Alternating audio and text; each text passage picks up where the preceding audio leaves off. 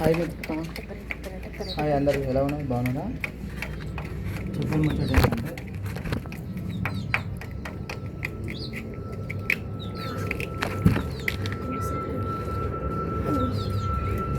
కుటుంబం కోసం అన్నారు. కుటుంబంలో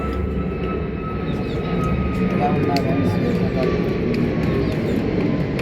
అందరికీ అన్నీ తెలుసు అని మనం ఏది అనుకోవద్దు. కొందరు కొన్ని తెలుసు, కొందరు కొన్ని తెలియదు. కొందరు మజాక్ చేసాను బిడ్డ కోతలకి. ఏంటంటే అది ఫ్యామిలీ అంటే ఒక ఫ్యామిలీలో నలుగురు ఉంటారు, ఇంకో ఫ్యామిలీలో ఒక 5 మెంబర్స్ ఉంటారు, ఇంకో ఫ్యామిలీలో 6 మెంబర్స్ ఉంటారు, ఇంకో ఫ్యామిలీలో 7 మెంబర్స్ ఉంటారు, ఇంకో ఫ్యామిలీలో 10 మెంబర్స్. ఇలా చెప్పుకుంటూ పోతే కుటుంబం అనేది ఎంత పెద్దగా ఉంటుంది అనేది ఈ విధంగా ఉంటుంది. సింపుల్గా ఒక 40 తీసుకున్నా, ఒక 5 తీసుకున్నా, చిన్న ఫ్యామిలీ, ఈ పెద్ద ఫ్యామిలీ.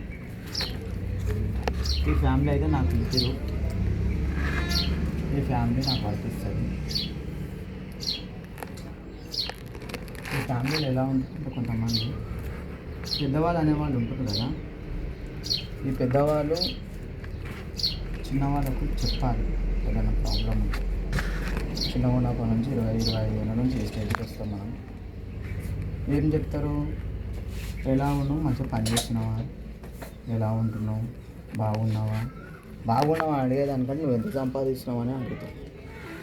అది ఎందుకు అడుగుతారు అనే విషయం వాళ్ళకి తెలుసో తెలియదు, నాకైతే తెలియదు. మనం ఎట్లా ఎదిగినాము, ఎందుకు ఎదిగినాము, ఎట్లా ఉండాలి, ఏం చేయాలని మనం నేర్చుకుంటాము. ఇంట్లో పెద్దవాళ్ళు అనేటోళ్ళు మోసం చేసే మనుషులు కానీ, మోసం చేసేటోళ్ళు తెలివి ఎక్కువ ఉన్నవాళ్ళు అతి తెలివికి మాత్రమే పనిచేస్తారు.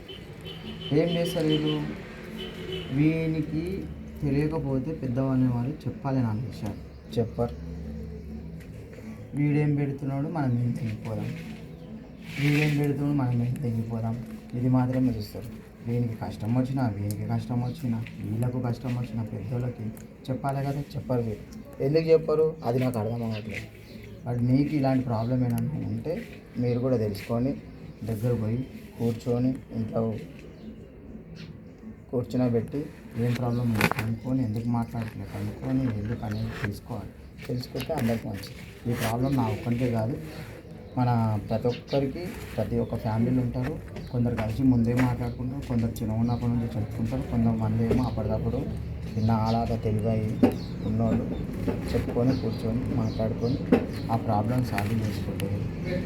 ఎలాంటి ఇబ్బంది ఉన్నా, ప్రాబ్లం ఉన్నా ముందుకు వెళ్తాం. ఓకేనా మిత్రం? Thank you.